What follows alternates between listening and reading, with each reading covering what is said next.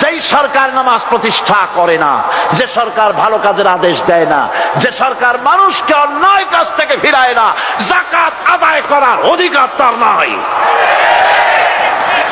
সুতরাং এমন এক সময় আসবে যখন আবার আমাদের জন্য সুখ শান্তি ফিরে আসবে।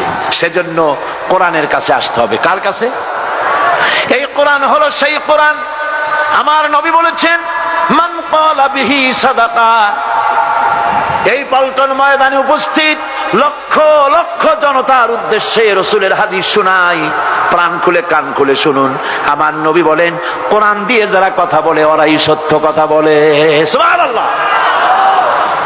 আপনার নেতা বক্তৃতা করতে আসে, না আছে কোরআন, না আছে হাদিস, সব নিজেদের মন গড়া কথা, ঠিক কিনা?